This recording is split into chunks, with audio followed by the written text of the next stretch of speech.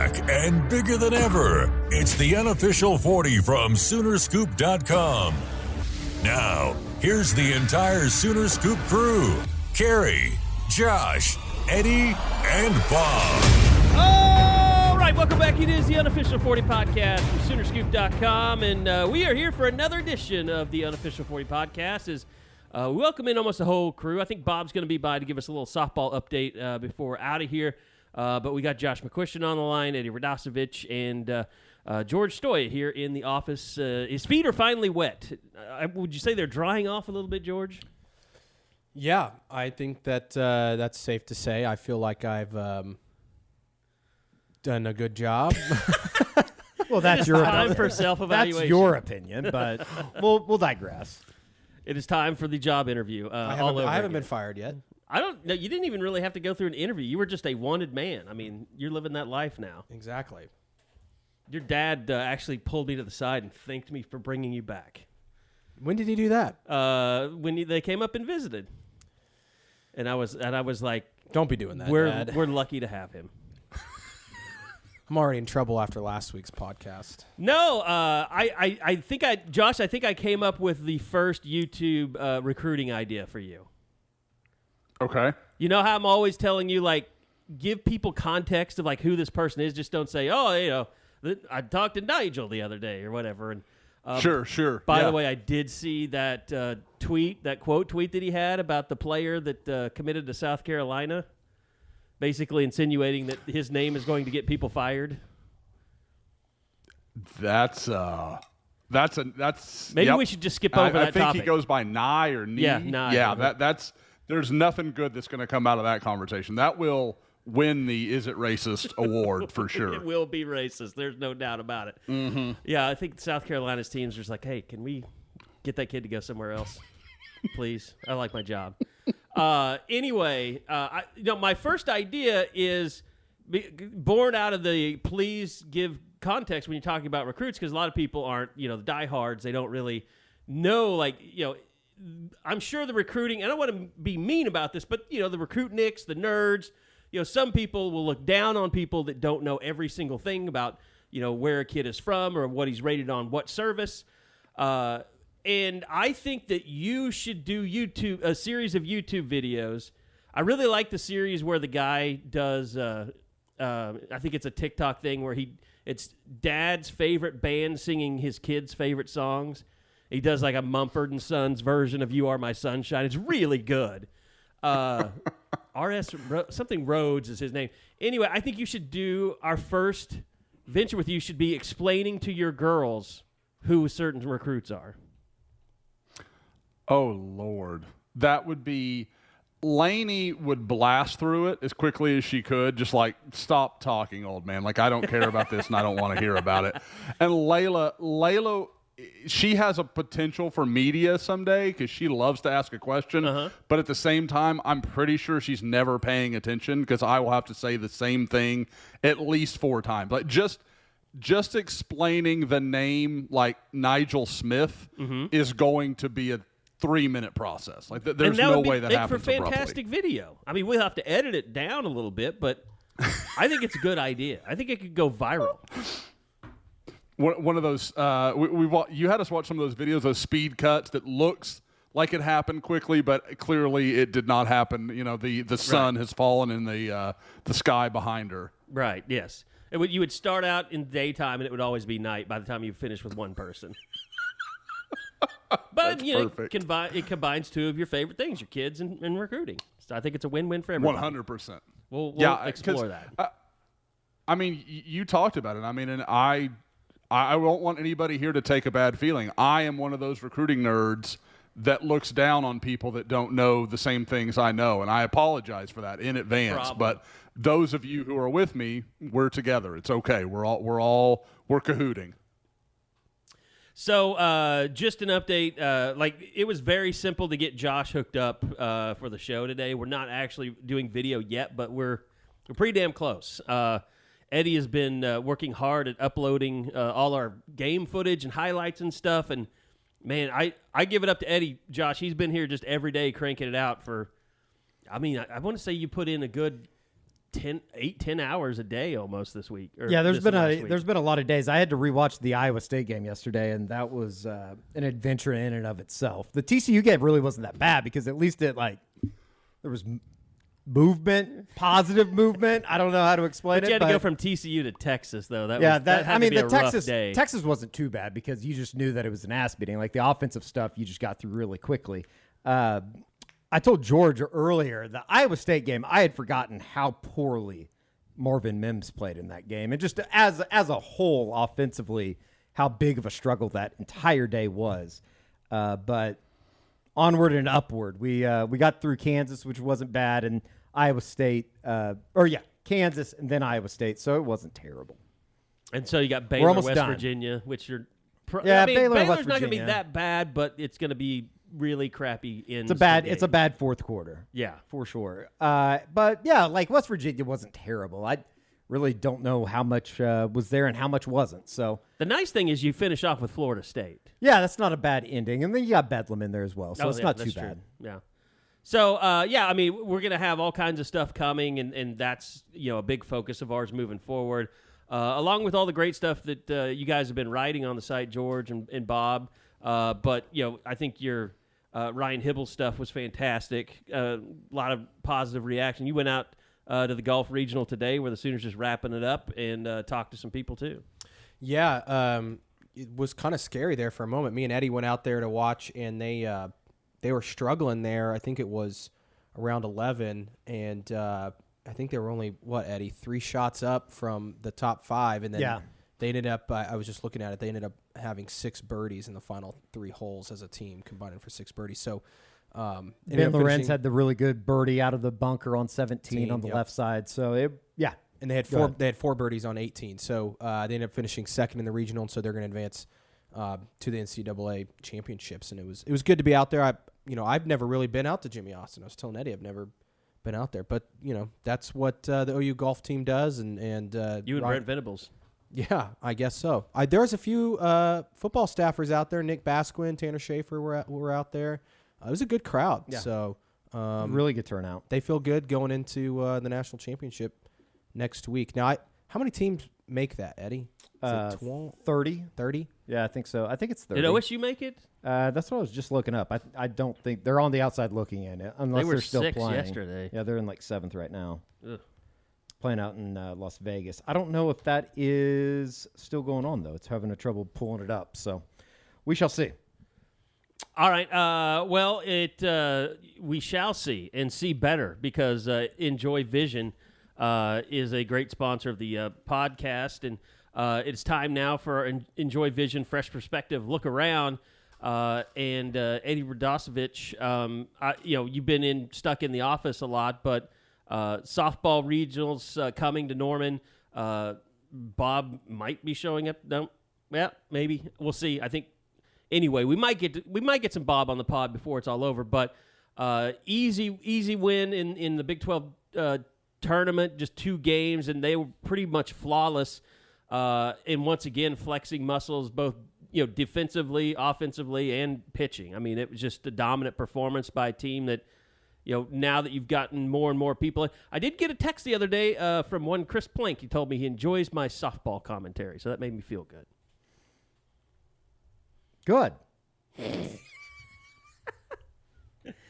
I did ask him to come on the pod, and he just ignored that part. I mean, the man only gets so little amount of downtime that No shit. I'm sure that he doesn't want to be dipping in because it's like truly he will call a softball game on a Sunday afternoon, and when I'm getting up to go into radio, He's doing Fox Monday Sports. morning. He's doing Fox Sports overnight, which just is absolutely like he truly is therapy. the hardest working person in the industry, in the business.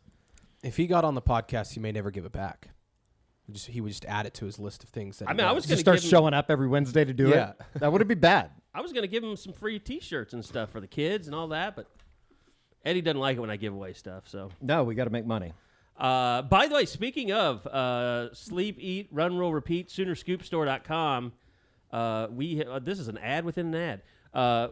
We actually reached the $14,000 goal, $14,000 in total sales. It's awesome. Which the good news is we've got stuff in stock. So everything that we're selling is pure profit right now because all the costs are behind us.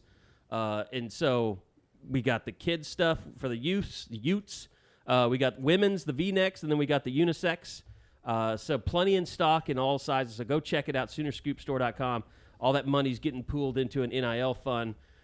It should be over $10,000 when it's all said and done to go to the NIL fund. Yeah, that's fantastic. I would imagine that was probably more than I ever imagined that we could get to. So it's been... Thank you to all you listeners and scoopers. I mean, it truly is almost every day that we come in with, a new batch of orders that we can get out and get into the post office and all that kind of stuff. So it's not too...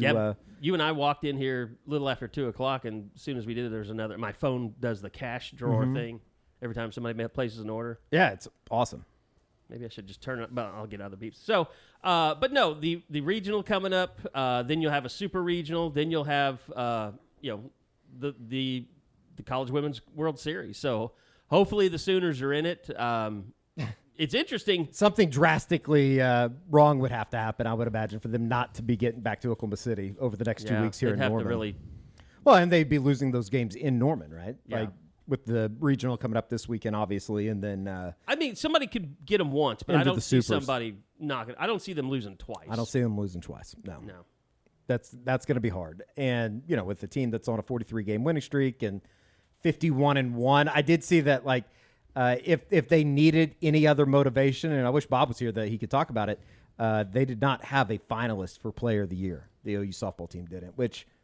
They're 51-1. I just find it hard to imagine that they don't have a player that could be named a finalist for the 2023 USC softball collegiate player of the year. But I don't know. Maya Brady, who's like Tom Brady's niece, right? Mm-hmm. And then Skylar Wallace and Valerie Cagle are the three that got the nod. Cagle. They spread it around a lot. I mean, you've seen hitters get hot. I mean, Jada Coleman's. She should be the one candidate. Yeah, she was the Big 12 Player of the Year, right? She made Jordy Ball, up there, but she just, she what had. What they do? Cancel each other out? I mean, I think that there is definitely a little bit of backlash against Oklahoma softball. Oh, I could definitely see that. I mean, the whole Patty getting coach of the year in the Big 12 with the Baylor coach. Yeah, that was ridiculous. That was ridiculous. And then Baylor came out and lost their first game in the Big 12 tournament. Yeah, So I think people feel like, and rightfully so, that Oklahoma has a lot of advantages and they don't need to be getting everything that's out there. I mean, it's a little bit of jealousy. It's the same thing that happens to Alabama football or Clemson football there for a minute or wherever. Teams get sick of the big dog. There's no doubt about that. Especially, I thought it was hilarious too that they were running on the bottom crawl after the announcement of the NCAA tournament field. It's like 51-1, 43-game winning streak, and they've won the last two national titles. Yeah, I can see how they're hated in the softball world, but I think that they kind of, I guess in a way, embrace that. Well, we are pushing to get everyone LASIK for next year. I mean, we're a big middle finger to everybody is what we need to do. Just get everybody with perfect vision on the softball team. They might already have perfect vision. I'm really not sure. I mean, the way that they play defense and the way that they hit the ball, every one of them, it seems like has perfect vision. But I think it's just about to be the 1-year anniversary of when I got LASIK, when I went to go see my good friends at Enjoy Vision, the best laser vision center in Oklahoma City. The combination of mind-blowing technology, experienced eyeball surgeons, and exceptional patient care was life-changing for me. Enjoy loves me. Who doesn't love me? I think I can say that. So they're giving away Unofficial 40 listener $400 off LASIK if you are so inclined. All you have to do is go to enjoywithme.com. Use the promo code U40 to save and start seeing as good as me. You probably won't be able to see as good as me, but maybe you can see like halfway as good as me. You know what I mean, George? Just go to that is the letter N, J-O-Y, withme.com, promo code U40. Enjoy Vision. This is where you LASIK. I appreciate them being a big part of the pod with our look around. And George, you've kind of been, you've been looking for, things to do a little bit because it is the off season, but I think maybe you'll be doing some softball stuff coming up. Of course, we already mentioned the Ryan Hibble and the golf stuff. But outside of that, we had the big Regents meetings, that to officially announce into the SEC. We've actually kind of talked about maybe next year we take some trips into SEC country, things like that. Yeah, that'd be awesome. Eddie and the idea of the RV, Eddie and I driving around to the SEC schools would be awesome. I'm down for that. Any of you RV companies out there? Oh, I'm We're sure listening. that I know for a fact that there would be at least one RV company out there that would be interested in sending us around. Although I am working on something else that I think would be much better for our travel purposes. NetJets? Oh, you mentioned this Wheels to me up? earlier. Possibly, not either of them, but we know people that know people, Mm-hmm. and maybe we'll just be flying private everywhere. I'm trying to think. Anyway. No, I know you know people. I do want to know, Carrie, can we go to... It won't be a helicopter this time, but maybe it could be like a regular plane. I'm wondering if... Helicopter to Dallas. is it in the budget to send Eddie and I to Scottsdale for the golf national Yeah, the championships? NCAA tournament. I don't believe so. Josh? Yeah, that's going to be a no. That's a read. We already have a know place to stay. It's Eddie. You and I both know what you'd be doing in Scottsdale, and Nothing. it's got nothing to do with watching golf. I told him that I'd Or have at the to... very I'd- least, not focused on the golfers. I told him I'd have to get a real good feel for what the hospitality room situation is. Come back with the. I don't need to pay extra for the rental car when you puke in it. I told the people at the radio did my station Lexus. the same thing, and they kind of came with the same answer too. That I guess I'm not allowed to go out to Scottsdale. Well, radio stations don't have any money. That's positive. And we especially don't mine. need you. We don't need you coming back, the adoptive father of two. That's not what we need to happen here, Eddie. One word, Josh. Alimony. They don't have to worry about it. Like if you go out there and Chance teaches you how to cook, I might think about it. But I didn't even think about that. Yeah, we could call the Cosby family, and maybe they could help out the housing. three scenario. pieces They of have pecan to, guy. He's yeah, they have to fantastic. have a maybe like a pool house or something that we could stay in. What about me? Just me. I feel like you guys are all worried about Eddie. Yeah, I'm a we would good get a lot kid. better content. I mean, just for the website with you, Eddie.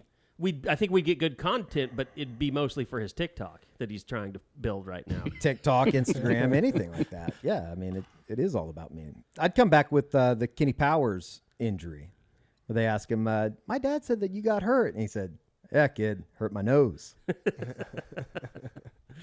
I have to think that there's a lot of cocaine in Scottsdale Oh, I in comparison to pretty much everywhere else on the planet. would imagine that is the case. So no, that's a no. Executive decision. Disapprove. Disallow. Whatever. No, but I mean, maybe golf kind of starts making a run here to make things even more interesting. I mean, it has been. OU fans have been. It seems like it's gone a while without a national championship in something. It's been at least like softball. half a month. I'm talking about. It's a joke, George. Oh, I was like, softball's about to make a real run. I was like, I don't know what you're talking about, Gary. Gymnastics just won a national title. Yeah, gymnastics. So there you go. Josh, you took a trip to Dallas, and you were driving last week when we had the pod, and now you've been to a lot of different places. I know Eddie has had a lot of video up on the site and on our YouTube channel, just youtube.com/SoonerScoop. But you've been making the rounds, pal. Yeah, guys, and before I start into any of that, I want to just acknowledge something. Tiffany has started listening to the podcast ever since we made the move. She's been pretty excited about the On3, the change, and kind of tracking all of it. Well, as she's been listening to the pod more, she was like, you talk a lot on there. So I'm really trying to minimize my words a little bit and try not to be such a time suck. Oh, Eddie I and really I are hate ready that to I coach use that you. phrase. Eddie and I you're going to have coaching sessions with us when we start doing more video. I don't. That's perfectly fine, and it needs to happen anyway. But so yeah, she was like, I skip over almost everything you say, and then I listen to all the rest of it. Like she's like, I like when you guys just talk, and I'm like, okay. So anyway, just wanted to acknowledge that my wife is listening to the podcast, but is actively not listening to me. But yeah, making the rounds, hoping to get out on the next 2 days to a few more. For those that listened last week, I had hit up 3 practices at the time we were recording and was headed over to Duncanville. Duncanville got canceled because of some sort of city ordinance. It was a real weird kind of vague thing. I sat there for about an hour with a coaching buddy, and we were just kind of killing time, and then we both found out the practice got canceled. Then I was supposed to hit Michael Hawkins. That got canceled for weather. So a day that it still was pretty good, a potentially great 5 practice kind of day, was just missed. So, I don't want anybody to think like, oh, we didn't see anything from those. It didn't happen. It didn't work out the way I wanted it to. But hoping in the next couple of days to get out back on the road. I really wanted to be out today. I've got a sick kiddo at home, so that kind of slowed me down a little bit this morning. So there will be plenty more coming, and obviously the Oklahoma tour is about to get started, and I mean, it may be 30, 40 schools I end up seeing. Like, it's going to be a pretty extensive trip. Sorry, we were conversing. Bob is here. Now we're Bone ready Man to talk is here. softball. So, Tiffany, rejoice. Josh can stop talking. Yes. No, that is interesting. I mean, it's nothing like your wife to – I mean, you really can't say, yeah, no, you're wrong when she tells you that. Yeah. No, I mean, I've been married a long time. I don't have that. That's not our conversation piece. So I don't know how to even say You're those wrong words. never even comes out of your mouth. Yeah, it's just not worth the effort. Wow. So she is wrong. You're admitting it a lot of times. She is 100% wrong a lot, but there's just not a damn thing I can do about it. So, yeah, I mean, we talked a lot about, camps coming up and stuff like that, and we're, 16 days away? Is that less than that? Or 14 days? Yeah, about 14 days, because 14 I think days. the first one is that first weekend of June. Yeah. June 1, right? So yeah, June 1 and 3. And there's a couple of team camps on that June 2nd, so I won't just be in Norman. I mean, there's literally a ton happening. We just did that thing where it's like if you say something into someone's ear and everybody whispers it like 20 rows down or whatever, like it comes out completely different. Yeah, what's that called? What's it called? It's some kind of has a name. game, right? Telephone game, right? Yeah. Telephone. Mm-hmm. So I tried Well to done, instruct Bob to get the chair out of the merch room, and he brought a conference room chair in, which is, It's more comfortable anyways. you're the winner here. Fantastic that we got there. You're the winner here. Bob just pretended he didn't understand. He's like, He's like, no, I don't I'll like get that the chair. better I want chair. the better Thanks a chair. lot. Yeah. I used to, at the radio station, we would drag conference room chairs into our studio because our chairs at radio stations always suck. So, I mean, outside of that, Josh, I mean, just contextually breaking it down, like, I know some stuff came out, like, last night, and you started talking about the list of players, but, man, OU is really going to sign, apparently, a lot of defensive linemen. And, of course, the latest, we should get started there with the junior college kid. Yeah, obviously and I want to keep calling him by the wrong name, so I have to look at it and make sure. Lane Jenkins, kid from originally from Illinois, ended up playing the last couple of years at Butler Community College, obviously a school that Oklahoma's recruited a lot. Brent Venables is incredibly familiar with the Jayhawk League there in Kansas. El Dorado. One of the better junior college conferences in all of junior college football. So, big, long guy, listed at about 6'6", 255 on Butler's official roster.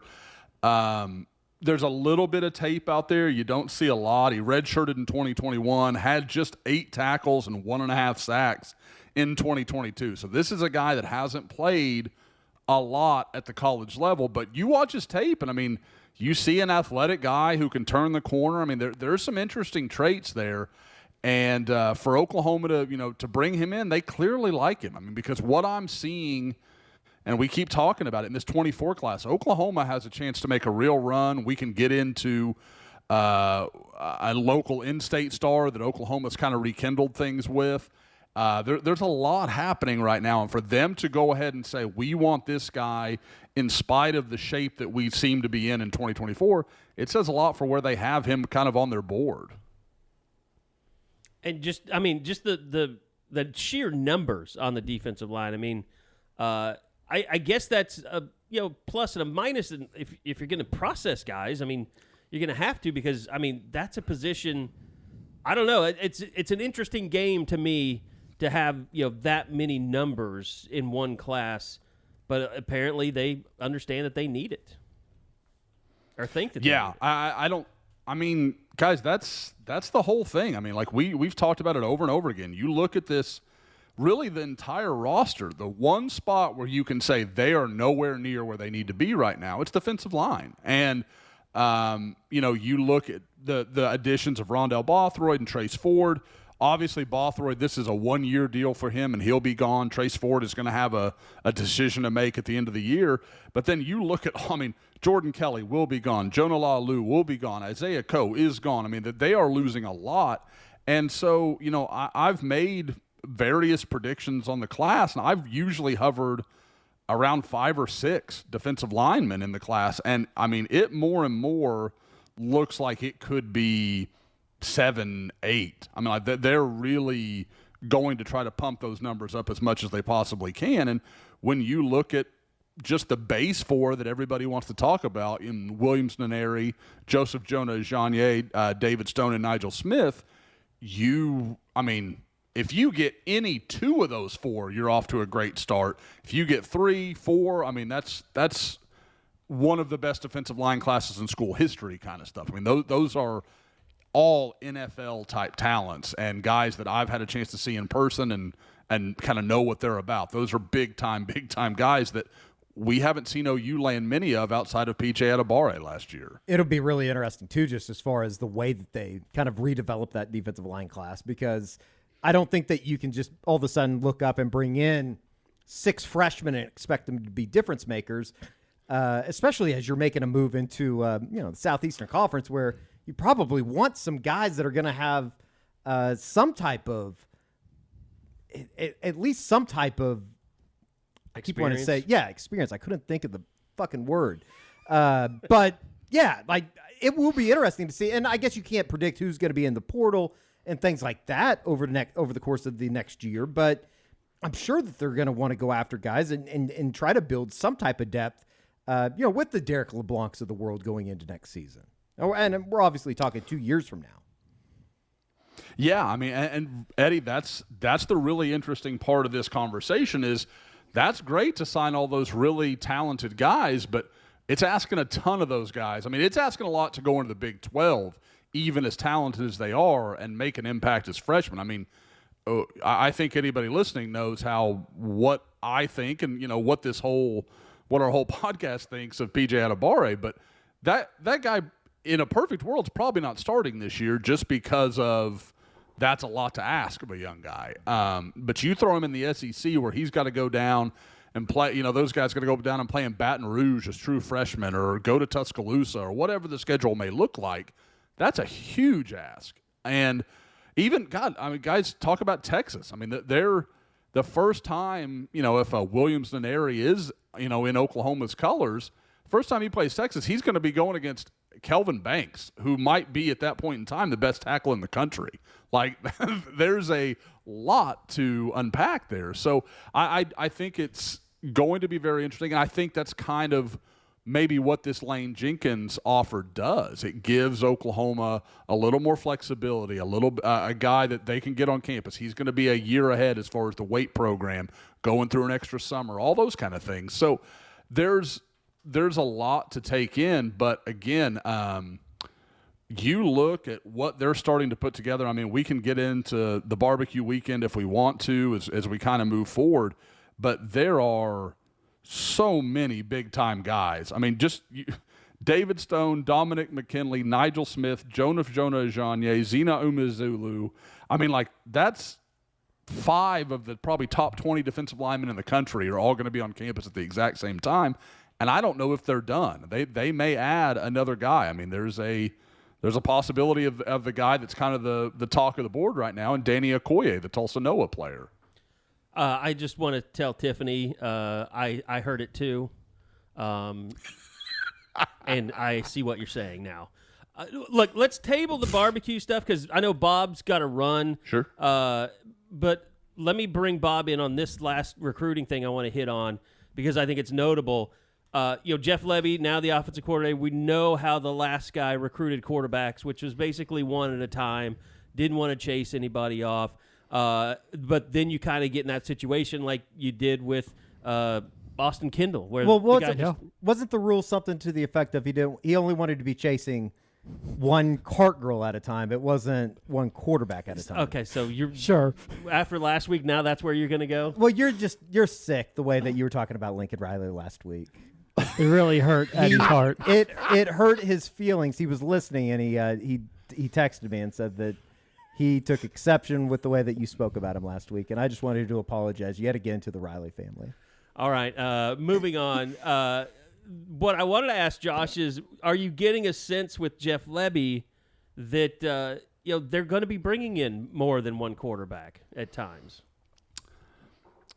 I think that's the case, and I think it is Jeff Lebby evolving with the times, because whether it was Lincoln Riley or anyone else, most people kind of felt, and Lincoln did it to some degree, where he would bring in a big-time quarterback and then he'd try to kind of backfill with whether it was a project or just someone that was, just a little bit of a different type of player. I think you would see those scenarios play out. But for what Carrie's talking about, the people that haven't read, Woke today, haven't gotten on the board, haven't been on the site, Oklahoma not just is pursuing a second quarterback, which they've been doing for a while. They are, I think, in very good shape to land Samaj Jones, the four-star quarterback from Philadelphia. And when there was talk of this in March, that this was possible, then it kind of quieted down after his visit, and especially after Michael Hawkins committed. But I spoke to a few sources this week. I don't think Penn State's heavily involved, and that was kind of the one school you thought, okay, you could justify a Philadelphia kid picking Penn State over Oklahoma. Okay, like that's practical. That makes some sense.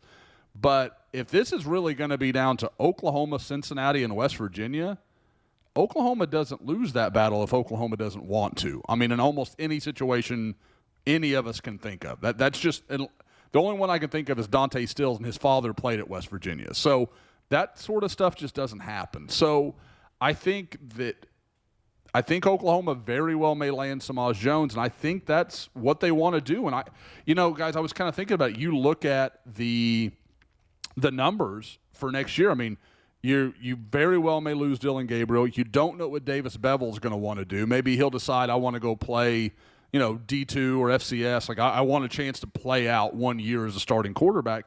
And then you literally don't have a scholarship quarterback behind Jackson Arnold. Like, you have no one. And that's got to be scary. So you throw in Michael Hawkins and Samaj Jones. All of a sudden, I mean, they're young and there's a lot to learn. But at the same time, you've provided yourself depth and an ability just to run a basic practice, if nothing else. All right. Did we already talk Sims? No, we have not. No. Okay. Mm-mm. Because you're just taking away your softball time if you want to keep going, because Josh, he won't stop talking.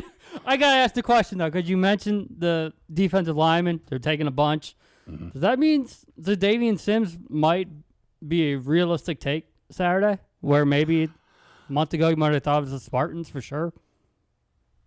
I won't lie. I had my doubts as of 2 weeks ago, probably, but I've spoken to a few sources. He's a take. He absolutely is. I don't know if that was. I've heard some talks. That was a smoke screen or something. That stuff can be hard to decipher. It really can. But I know at this point Oklahoma plans to take him. And with what we're hearing, and I don't want to act like it was solely me. I know this is something several of us have heard, and that they're planning to take, a lot, almost a two deep of defensive linemen. So I think that's part of the equation, is that he is a guy that within those numbers, they can make that work. He's a tremendously talented guy, but again, I saw him live last year. He had a sack. He wasn't terrible or anything, but the competition level he plays against, I would like to see him be more dominant than he is, and that's what will be interesting to see his senior year. Obviously, if he commits to Oklahoma, we'll catch him in a game and kind of see where that goes. But I I like where Oklahoma is. My impression is that no one is certain of what he's going to do. I think it's probably going to come down to OU and Oregon. I've heard some chatter about Colorado over the last 24 hours, so that's kind of interesting to watch with all that we've seen Deion Sanders be able to pull off and, his time at Jackson State and now at Colorado. But and by the way, that's huge for the algorithm. We got a Deion Sanders chat in there, so we just got a ton more listeners. But yeah, like I said, I like where OU is, and we'll keep watching it. Obviously, George is going to be down there Saturday at his announcement, so we'll have plenty from it. Kind of whichever way that goes. All right, we will get back. We'll talk a little barbecue here. But Bob's he's on short time. He's going to go check with Patty Gasso. He's going to have some media today. Here's my question.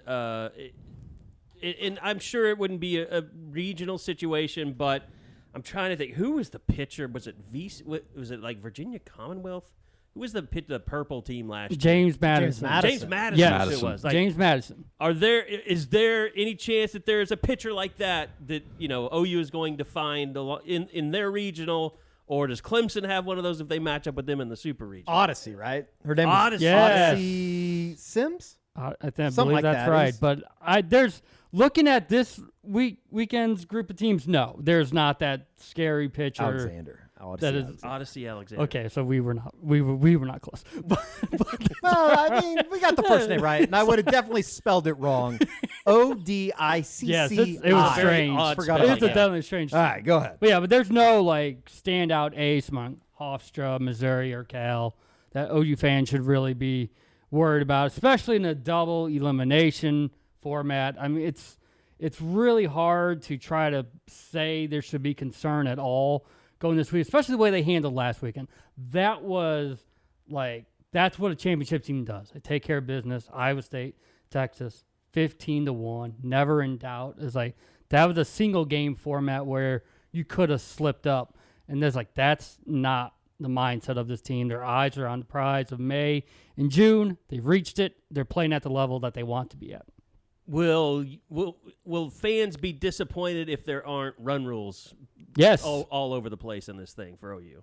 Yes. And Or should they be? I mean, and maybe, at least for this weekend, sure, especially for that first game.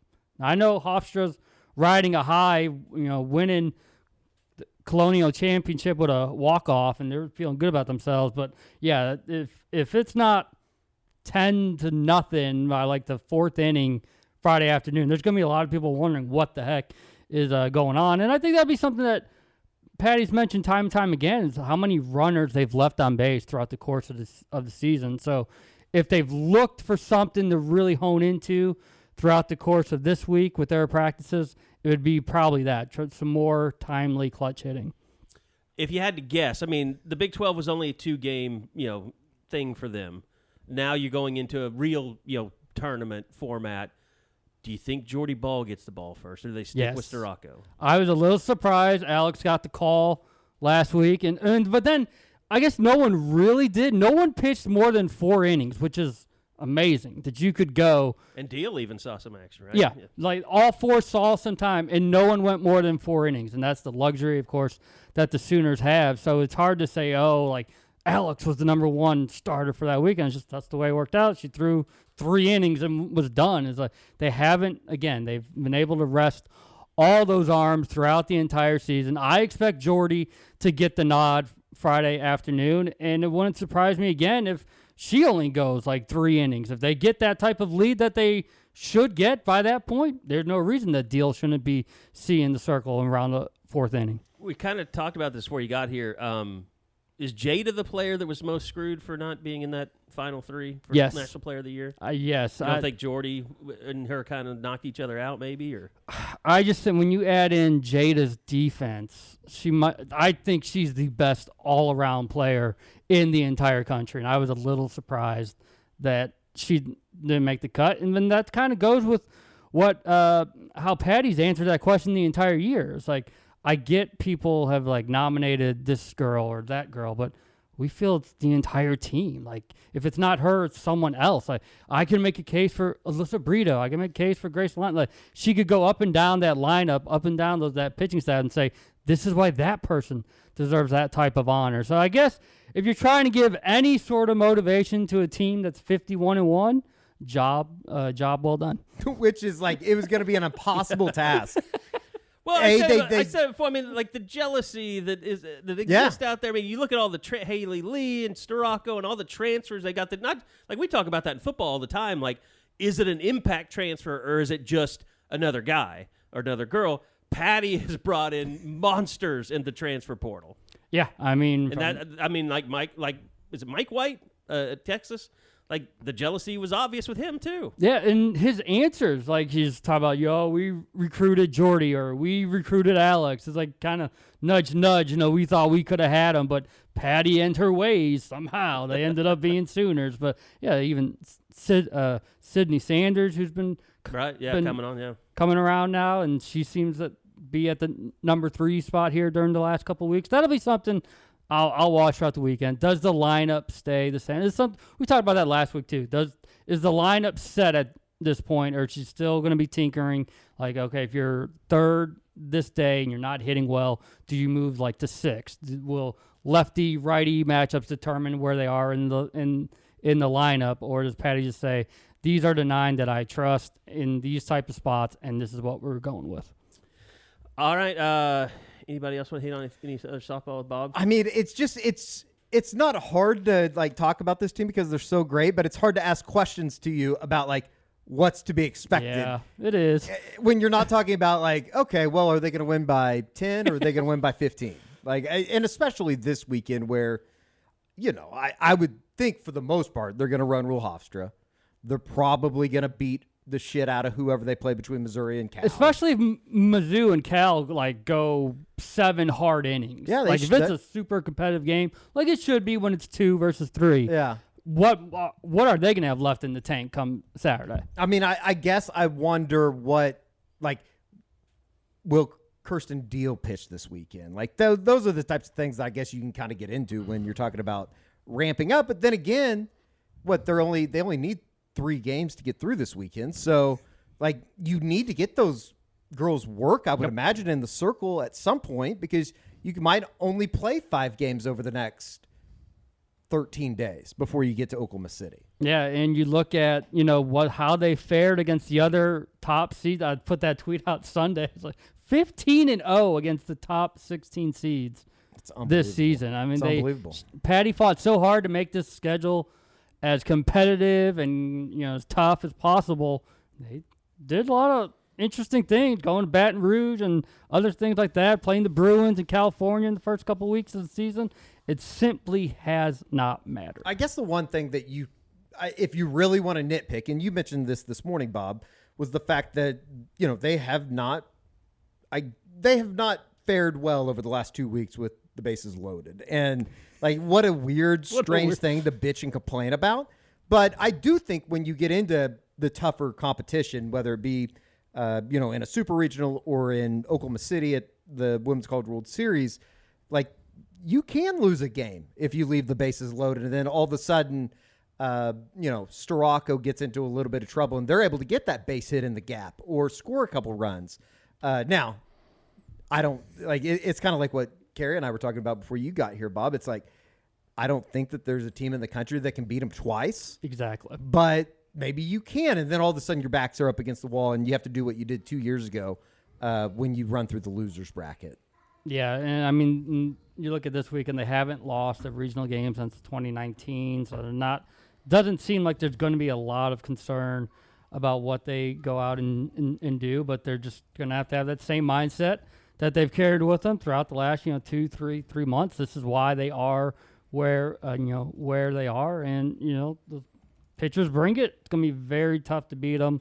Again, if you get them once, be a heck of a lucky day, but it's gonna be a Herculean challenge to try to get them twice. Sure.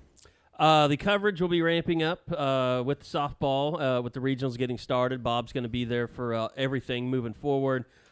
George might even dip his toes into some stuff a little bit as well.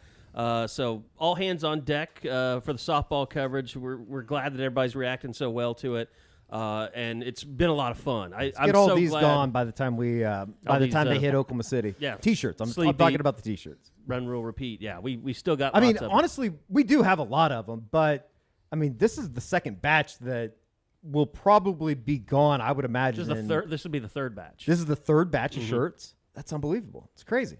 Plus, we added the women's V-neck and the youth sizes. And we are like we're still stocked up on those, but they are going rather quickly. Yeah, I would you want to say. get them now. Yeah. I mean, as fast as you can. Question For for sure. Carrie: does it help when they're on like ESPN or the Deuce or you compared Something to Plus? happened over this weekend because we Yeah, came in it's Monday really morning weird. and there were 40 orders Yeah, probably. something like that. I think a lot of times people see them at the ballpark and they say, "Where did you get that?"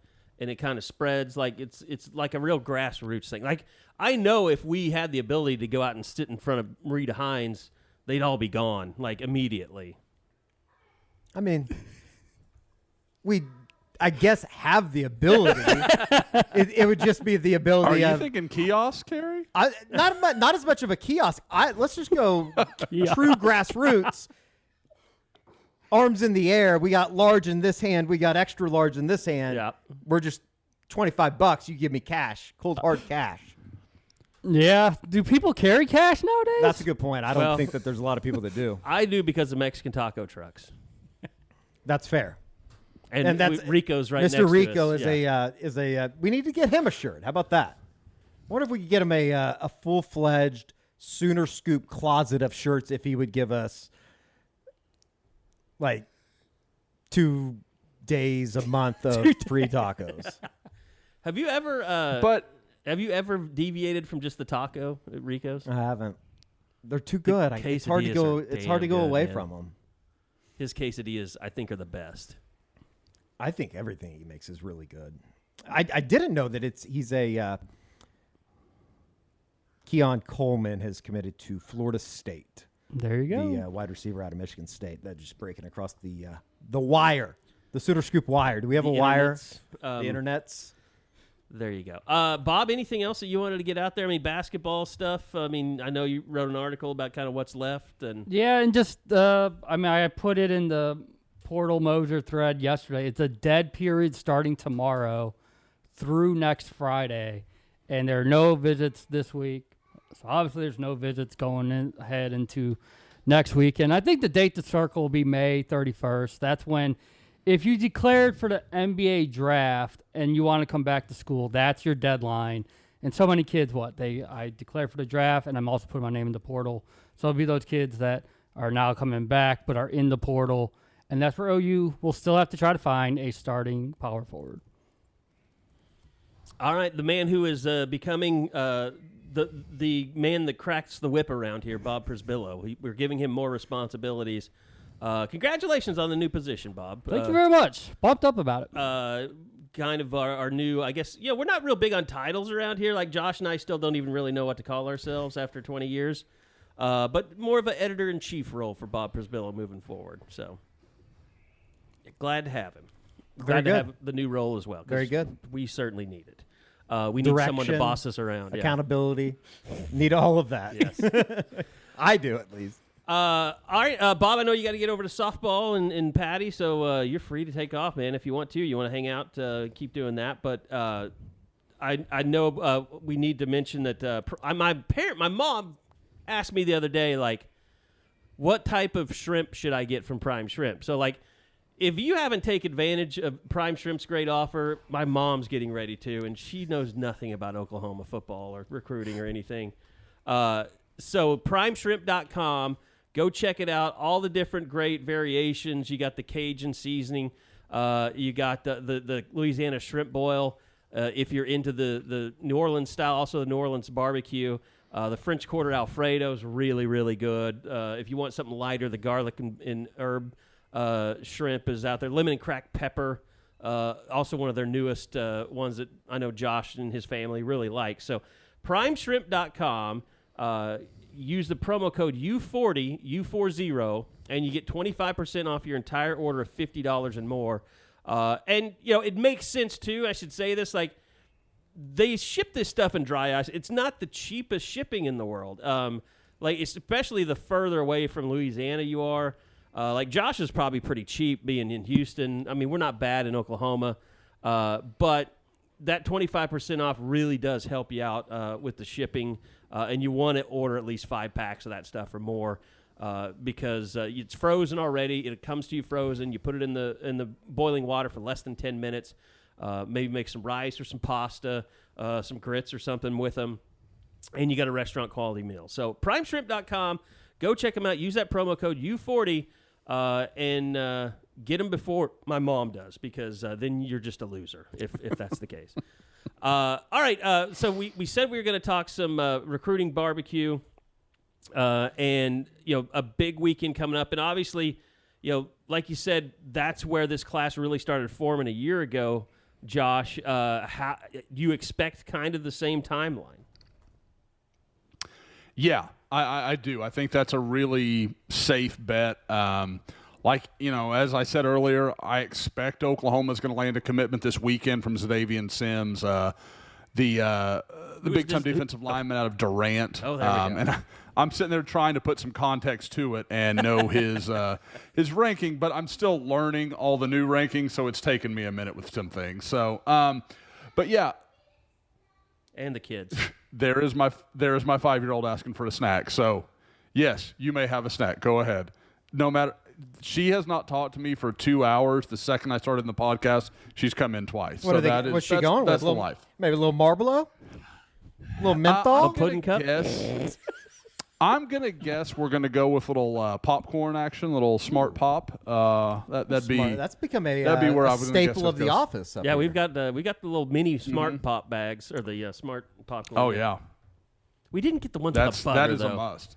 They're a little dry. I'll bring the Nutrisystem ones that I have. Those things Those are like badass. that's the best popcorn I've ever had. The I swear to Nutrisystem God. popcorn is crack. It It's really so is. good. It's so good. Like when I was doing that, I would get like 10 bags of popcorn. They would be gone like in that's the the only first thing that I week. eat. Yeah. You could never order enough on your plan. They really are. It really is. It's kind of like what is in this type of deal. It's got to be cocaine or heroin. And it's not cocaine. I know that because I usually fall asleep after I eat it. Are you guys just talking about the skinny pop? Well, Or is it's it like different? their version of this. Like I'll bring a bag up Nutrisystem here. has popcorn, and it's unbelievable. I'll have to check that out. I love popcorn. It's It's really very good. expensive, though. Everything Nutrisystem's very expensive. And it's really hard to cancel, too, but I did. It is like the hardest thing that you could possibly be asked to do is cancel that stuff. Like they don't allow you to almost. It's like if you, I was actually kind of pissed off about this. If you try to cancel it, it's like $180, and it's like, well, I might as well just keep getting this shit because it's like $300, and I just don't want to go through the effort. I did cancel my master class the other day. I got that during the pandemic to watch like all the Gordon Ramsay cooking stuff. That's really expensive too. All right, Josh, go ahead about what kind of barbecue are they going to have, by the way? I don't know. We're efforting that so that you guys can be part of that. Get in there, get a little barbecue for everybody at the Scoop staff. I'm sure I think they the should. coaches are going to sign off on that. They're doing it wrong. They if should it's not raised. fully just completely turn around the product if it's not raised. But yeah, so again, to what I was talking about with Carrie is this feels like a lot like last summer, where you're hearing a lot of guys, a lot of big momentum. Something that came out today that I thought was really interesting. Our guy Sam Spiegelman had been hearing. He talks that he's a Louisiana native. For those that aren't familiar with Sam, one of the On3 national guys. I've worked with Sam for several years. He was at Rivals with us for a time. Very, very dug in Louisiana. Really knows a lot of the folks down there. And went by to see Dominic McKinley yesterday, the big 5-star defensive lineman, number 19 overall player in the country, kid out of Lafayette, Louisiana, that is pretty serious about Oklahoma. The more I hear, the more I like it. I think, again, I don't want to get everybody over there out of hand and crazy. Beating LSU for elite linemen in their own state is really, really hard to do. But he was initially expected to come in June 9th. he has now said he will be there on the barbecue weekend. I think if people are looking for something to read into that. When you see guys that are coming in that weekend rather than June 9th or one of the other weekends, I think that's a really interesting thing to track. Like, for example, Weston Davis, the big offensive lineman from Beaumont, is coming in June 9th. I don't take that as a great sign. I think that's because I know that's not what OU's pushing. They want everybody to come in on that big kind of hallmark weekend. The only other really concerning part is that's also the weekend Williams Neri is coming in. I don't know. Again, I don't take that as a great thing. I also think Oklahoma's in pretty good shape with him. So I don't. It's not a deal breaker. I just take it as a very good sign when these guys are choosing to visit Oklahoma on that June 16th weekend, because I think it says a lot about kind of where their hierarchy is of things. I mentioned Samaj Jones, the quarterback from St. Joseph's in Philadelphia. He'll be there. Bennett Warren, the big offensive lineman from the Houston area. He'll be there. I mentioned Umazulu, Nigel Smith. James Peoples is still listed on there. He is an Ohio State commitment. I am not expecting him on there and probably need to just go into the database and kind of take that off. Michael Hawkins will also be there, which is interesting. I mean, you talk about Samaj Jones, Michael Hawkins. If Oklahoma's bringing them both in there, I think it's something they've clearly – and, I mean, that's not surprising, but they've clearly covered it with both these guys. Like, you're going to be part of a 2-quarterback class. We want you to come in and compete. We need someone in there who can immediately help us. And I'm sure both those guys think, I'm going to come in January and I'm going to battle Jackson Arnold. I mean, I'm sure those are confident young guys. That's the way they're going to see that. So, and there is we can go over the Danny Okoye visit and all that's going on with him, but you're really starting to rapidly see things pick up for Oklahoma right now. By the way, Dead Soxy, make sure you go check them out. I will be posting this forward or later earlier in the podcast since I blew them off. But Dead Soxy, great socks. We all love them. They'll be draped all over the studio once we start going live. But those guys have been fantastic to work with. Dead Soxy, DEADSOXY.com. And really, we don't have to say much. They're the best freaking socks that you're going to get. I mean, the no-shows. I just ordered some more. And I'll tell you this, their website is freaking fantastic. Like, they make me feel like I'm so poor when I look at Sooner Scoop Store because, like, they've got all this stuff plugged in. Their customer service is amazing. Just the care that they show you once you buy socks from them, they're always checking in on you, maybe, giving you an offer for, they got this going on. Like, get on their email list. Like, once you're a Dead Soxy customer, that'll be the only sock that you'll buy for dress socks because they're so good and they take care of you. They basically welcome you into the Dead Soxy family. So go check them out. Use that promo code SCOOP. Get my promo code straight. SCOOP and get 25% off your entire order, even sale items. So go check them out, deadsoxy.com. Is this a situation that, I mean, they certainly won't be done by the start of the end of the football season, but I mean, how far along over under, I'm just trying to think this through in my head. It's like over under 18 by the start of, let's say August 1. Is that a good number? I think that's a pretty good over under. I would, you said August 1? Yeah. I would probably because that's when everything will usually people start ramping up for high school seasons, getting it done before the start of a senior season. They're at what are we at right now? They're at 1, 2, 3, 4, 5, 6 with the kid from yesterday. Yeah, so 12 more would that be a good number going into August, into the start of the football season? I think that's pretty fair because if and you can kind of go along, with just looking at it position by position. Quarterback, I think they're going to add one in that time frame.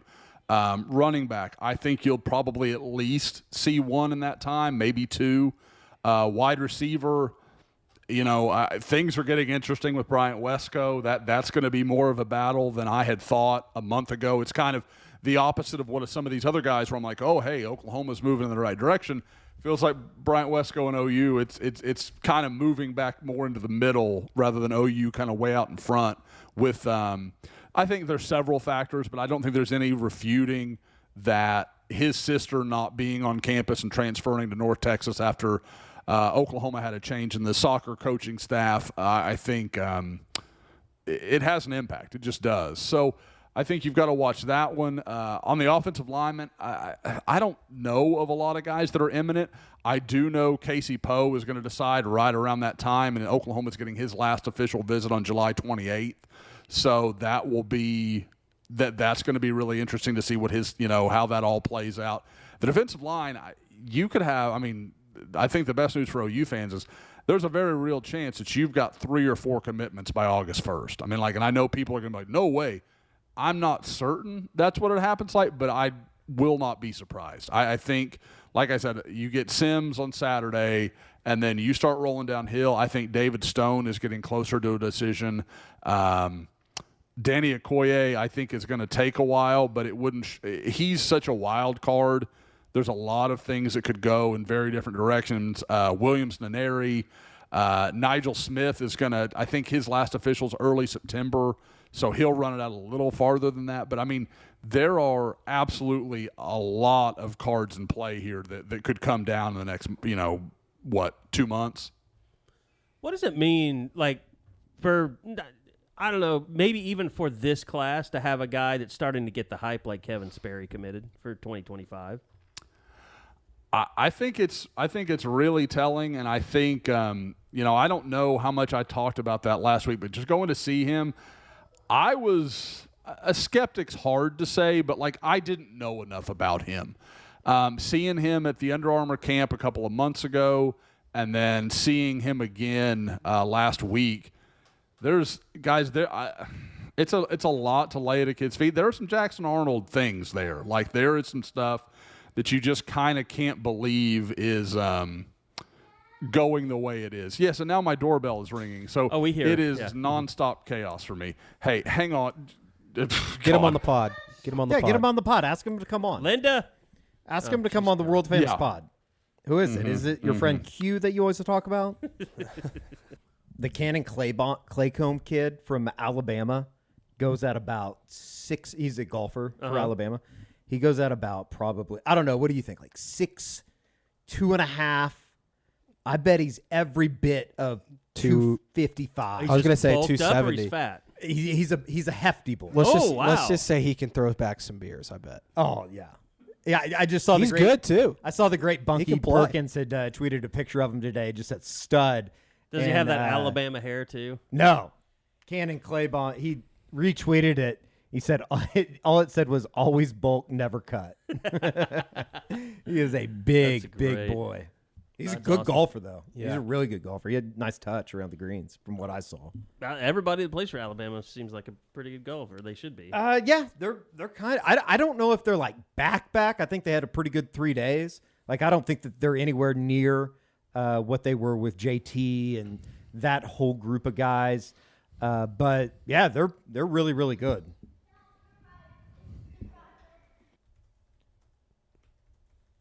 Is Josh back? I don't Yeah. know. I hear the breeze. Yes, I am. Who was at the back. door? And, again, the Yeah, we demand to know. we have this week has been a thing. Our dehumidifier has crapped out on us, so it's about 85% humidity in my house right now. So, at least you're not he in showed up Houston. about an hour before he was supposed to. Yeah, humidity's not really a problem Where here. the So that's humidity- the exciting news. You always get a good I pull had to down go there. buy. I had to go buy a little portable dehumidifier, and you have to empty the tray. That thing, it's sitting in one of my bathtubs. It's off kind of on the side of my house, and if it runs for, I don't know, 3 hours, there is not a gallon, but probably a half gallon of water just in the bottom of this dehumidifier for me to drain out. That's how insane the humidity is. So thankfully, the dehumidifier crapped out, in May, so there's no real need for it. That sounds about how it was over at the COVID compound when I had to go buy a dehumidifier, and it would fill up, and then I'd have to empty it out. which now I kind of realize I went and bought like a $300 dehumidifier. I wonder what the resale value is on that. Don't need it anymore. I don't need it anymore. No. And I'm probably not going to want to move it. Sound like you're both victims of big dehumidifier. Well, I'll be a victim because I can't be in dehumidifier. I can't be in an apartment or house that isn't dehumidified. It's down here, like, it's just not possible. It's not a thing. So is that the thing? So if everyone in Houston has a dehumidifier? A lot of people do. A lot. I mean, it's pretty commonplace. Like, it wasn't something that we built this house, and it wasn't something we wasn't an option that we put in. It was just part of the building. So it's pretty commonplace because it's just it's hard to make. I mean, like this house, like I said, it's 2 years old. It's really all the advancements in window seal and all that kind of stuff. Like, that's great, but if you've got kids and dogs, your doors are open, and I mean, your house is going to be at 70% humidity before you know it. And I don't care how cool you keep it; you're just going to be miserable. Something I've never thought. So of. yeah. I wondered if that was gonna, because it's not something I ever thought about when I lived in Oklahoma. That is for sure. So yeah. Sorry about having to have some filler there, but yeah, I do. I like, and we can kind of pick up wherever you guys want to, but I just to wrap it up, I do think you're going to see a big June and July. Oh yeah, and we were talking about Sperry, kind of what he Setting means up for the to 2025 class. Yeah, what he means to the 24 class. Even you're having a guy that's coming in like that. And he's been active in that. Like I do almost wonder if there is something between he and Michael Hawkins where it's kind of like, you do 24, I'll do 25. Like, it feels like they're being very careful about, because when I talked to Kevin last week and the interview's up on the site, he really only mentioned 2025 guys, like really only had that conversation. And I know talking to Zion Kearney a couple of days later at his practice, he mentioned talking to Mike, and he goes, I kind of know who Kevin is, but I don't we haven't talked a lot. So I wonder if they're kind of just addressing it on those lines and kind of letting each other work in their own class or whatever. But obviously there's going to be exceptions because Devon Mitchell is now a 2025 guy, for the time being. And I know Michael Hawkins has been working him hard since long before he committed, honestly. Speaking of a guy that's currently in the class, Josh, you mentioned it, going out to see Zion Kearney. That guy physically, I was not expecting him to be that well put together from the video that you sent back.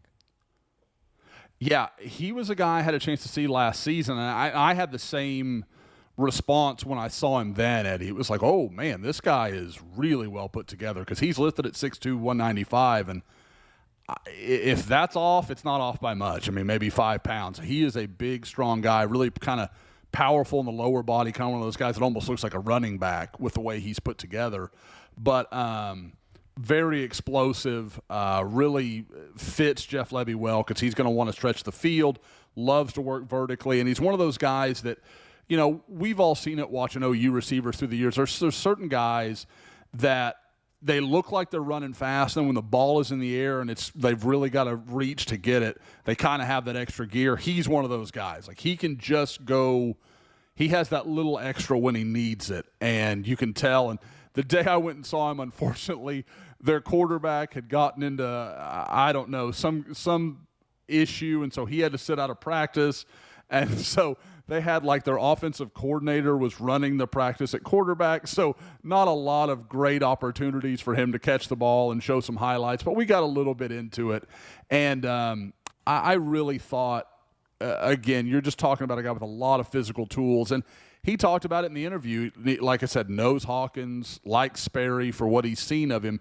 But you could tell he was pretty impressed with Jackson Arnold at the spring game that he was at. And what was funny is he mentioned he didn't actually get to stay until the end and watch that last drive with Jackson Arnold, but he did get to he said he went back on YouTube that night and watched it, probably on the Sooner Scoop feed if I was going to guess, but definitely got a look at the the guy that I think we all kind of see as the heir apparent as Oklahoma's quarterback.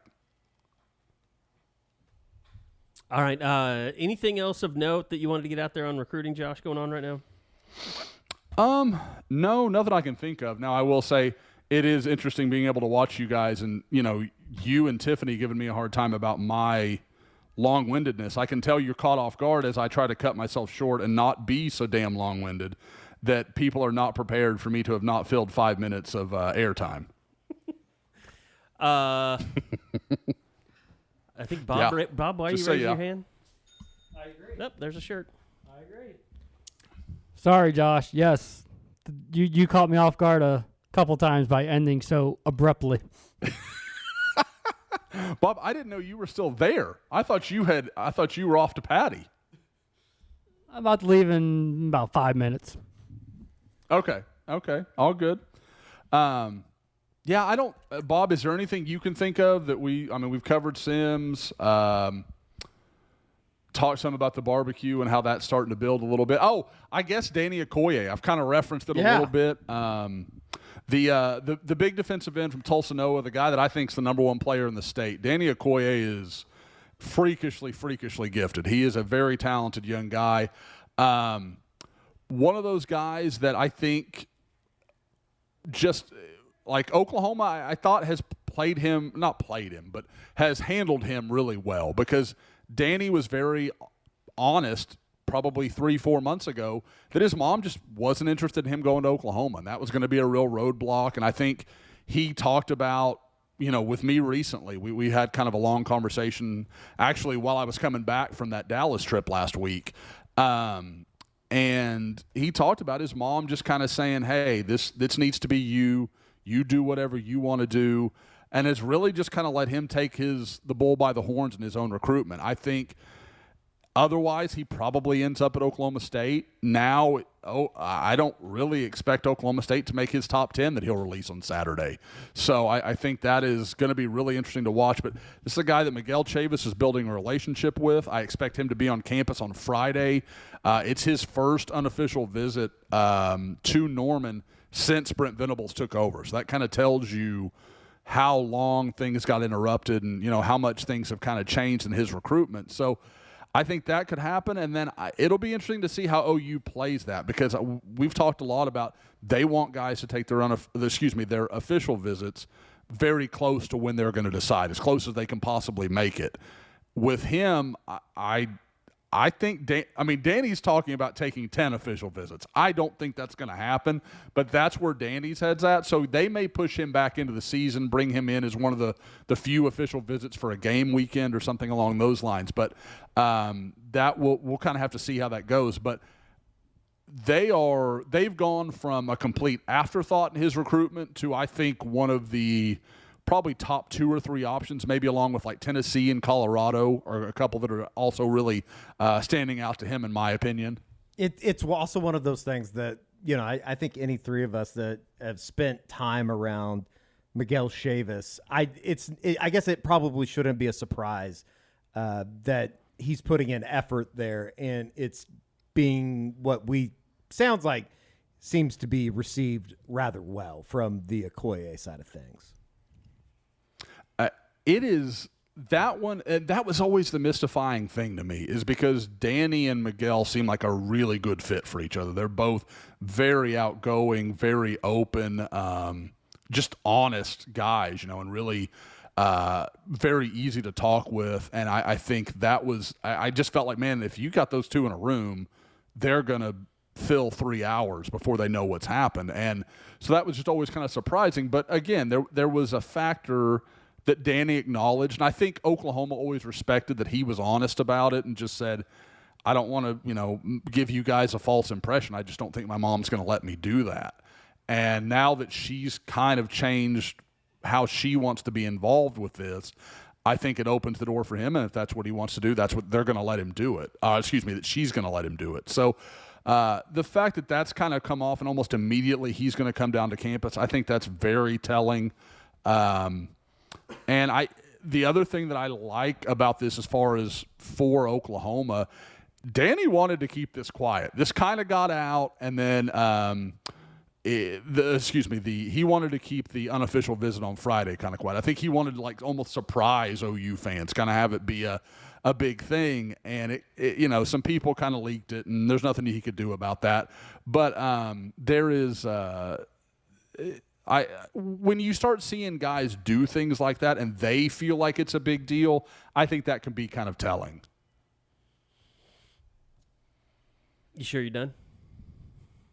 Yeah, I got to find some way, like some sort of abrupt ending, so you guys know when it's actually over. Just a really awkward, just stop mid-word in a sentence. We could, we could just put the. I've got a thing like, nobody can see this, but I've got this thing. Here's the bad part for you, Josh. I need another computer on top of the computer I already have because that's occupied in the other room. Oh, I mean, Eddie, you can see Eddie's laptop. I mean, did you put new duct tape on that recently? I did, and this I think this could probably. I'm not lying. I think we could get through another football season. No, you're not gonna. You're not. I think using we that could one. though, if we had to. Just keep it. Maybe that becomes our Zoom computer. It very well could. Yeah. Yeah, I mean, One it of the works things I perfectly. respect about Eddie, he knows that we could get him a new computer, and yet he still will just drag that almost dead beast along Look, with him. it's not. I mean, this it's thing not is- something. What Eddie does is not something to be proud of. It's not that, Josh. It's not that he, like it. He has to put the power cord underneath his. Well, he has to no, trap look it at it, underneath look at it. the laptop. It's just when I'm in there because it's coming from the side, Uh-huh. and I don't feel like it's in there as tightly. Because it's not. It's like it's a shitty. It's that computer needs to be thrown in the this trash. This thing. But here's the thing, Josh. Been around for a while. No, he's. It's not that he's doing something good for the company. Eddie hates change. No, he hates. He's gonna hate that he's gonna have another laptop. Like every time I say, "Man, that looks like shit," and you're like, "Man, this is the best laptop I've ever had." It really is, though. You get this attached is to things. This is the best laptop. Maybe I'm a hoarder. Am I a You hoarder? might be a potential I'm hoarder. a hoarder of I was. things that I like. So, like, we've been spending time, like, up-resing things to 4K because we want to be able to do stuff in 4K. Like, we want our live streams to be 4K, which I don't know why people need to see us better. I mean, George is young, I look good. Yeah, George, oh, wow. But, I'm walking by the other day, and Eddie's in there working his ass off. I said, Eddie, I think I've decided what your next camera is going to be for 4K. And it was like I told him that he was fired. He was like, what's wrong with the cameras we already... Josh is going to love this. He's like, what's wrong with the cameras we already use? I was like, they're not 4K. They're only 1080p. Like, we have to upgrade. In that case, I'll take a new laptop. I mean, you're going to get one. I mean, but Eddie's getting one first. Josh, I do not need a see new laptop. I see what you're talking about now. I'm just trying to save money for the company. That's all I'm trying to do. Yeah. He just doesn't want to learn a new camera and have me yell at him when the video's not good. And that could be fair. That could be fair. I can't wait to get yelled at after this weekend and I go up try to shoot some video. Oh, photos you're not you. I mean, look, we didn't hire you to. I mean, your job title was not videographer. That was Eddie's job title. So, like, if you start spelling things wrong, then I will yell at you. Or if you just have. Well, if he starts spelling things wrong, we might be a little bit more intrigued than mad. I mean, that would. There might be some other questions. Maybe do I yell at people? No, not at me. I don't really yell at. I get excited about things, and I get mad like when you leave a Baker Mayfield signed poster that could be a nice office ornament. Or when I spoil the fathead surprise. See, that's just good nature. Which never happened. Ribbing, yeah, because it's Anyway, Josh is not. He would never do what I do though. He would never yell. I will say the Baker, and I think we can say this now. We'll laugh about it. The Baker Mayfield thing looks great on my wall at my house. I'm just kidding. Yeah. So anyway, I noticed that I thought there was some new tape on the laptop, and there we go. Guys, George, was there anything that upcoming or something you wanted to talk about we hadn't so far? Summer of George is coming up. And for people that don't know about Summer of George, what is it? It's a vibe so outrageous it's contagious. It's whatever you want it to be. It's going to the ballpark and having some beers. It's going to the Jones Assembly at 10 p.m. with your friends. It's mimosas on a Saturday morning. It's going to concerts. I like that idea. Did you put up a playlist the other day? Yeah, it's at like 7 hours long. You can go check it out on Spotify. I'll judge you. Well, it's not. There's How no, do we like, find it? I think you just have to search my name. I also just post all the songs on Instagram, but there's no rhyme or reason to the songs that I pick. So It's not like a mixtape. no, it's like I hear a song on the radio, and I'm in a good mood or whatever. I add it to the playlist. There it is, right there. I think that's how most people operate. That's how I operate. Oh these no, days. that's the actual band. That's a band called Summer of George. No, I think I have a like. I just keep my like folder, but I don't really publish the playlist because I don't know why. Yeah, you listen to some different music. You have good taste, but it's different. It's I don't. Here's how I am with music. Like I don't expect you to like what I like. Like I'm gotten to the age where I'm just like I used to be that guy that was like, hey, you need to listen to this band. Now I just don't give a shit. Like I'm just like I like what I like. If you like it, that's cool. If you don't, no big deal. I like a lot of indie. Like I'm just a big indie rock guy. I always have been. Yeah, I don't really have a genre that I would say is my favorite. I mean that list has everything from Disney songs to Drake to Probably some Hamilton George on there or Strait. something. There's all sorts of stuff on there. It's great. But as for what's going on with OU, there isn't a whole lot other than really softball and golf. I think that's May 26th that gets going. And I will say, it seems like the contract that Marvin Mims got was excellent. yeah, I did First write 2 that years up. guaranteed. Yes, and he got a pretty good signing bonus. I believe was it 1.6 million. Game one of maybe? the Western Conference Finals last night in the suite. 4 years, 6.07 mil, 1.41 million signing bonus. So not bad. Yeah, I guess he can buy as many. What's the stupid Crocs? Oh yeah, the Fidget things or add-ons, whatever they're called. yeah. I can't remember what they're called either. I think don't that's know. what all the kids are buying these days. I don't wear Crocs. I don't either. Well, maybe he can Sorry, make Creed. sure he always has some gloves with him when he's catching footballs. Although I think they give those to you. So, all right. Well, that's going to do it. We'll be back again next week. The pods, if you can't tell, they're just going to get weirder and weirder. All the way.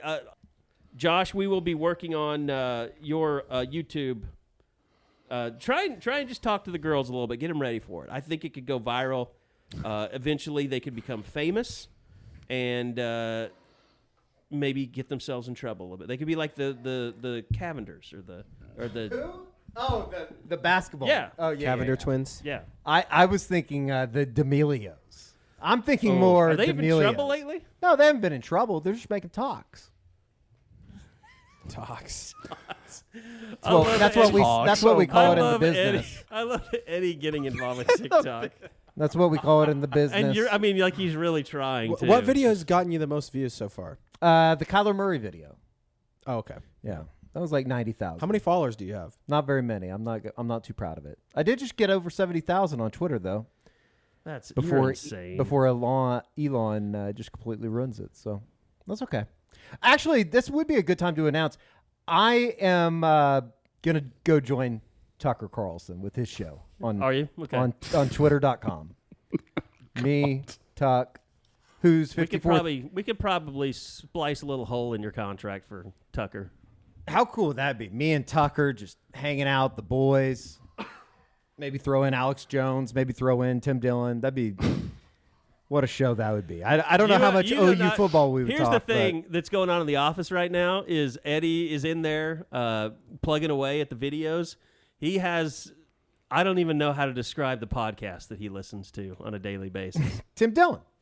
Tim Dillon. And then you got it's PGA Championship Yesterday week. he so was you listening to a mob podcast. Yeah, a little mob podcast. I don't think you were here when I went through the whole gamut of golf podcasts that I listened to for the PGA Championship that starts tomorrow. Okay. No, but I think I've heard some golf stuff in there. Xander Schauffele. That's who's going to win. Interesting. All right. Well, that is going to do it. We'll be back again where the podcast will continue to get weirder as we get further and further into the off season, but we'll have some regional action to talk about with softball. But thanks for listening. SoonerScoopStore.com. Go buy those shirts. We'll get them out immediately to you. And thanks so much for all the support. So for the entire crew, I'm Kerry Murdoch, and we'll see you next week back here for another edition of the Unofficial 40 podcast on Soonerscoop.com.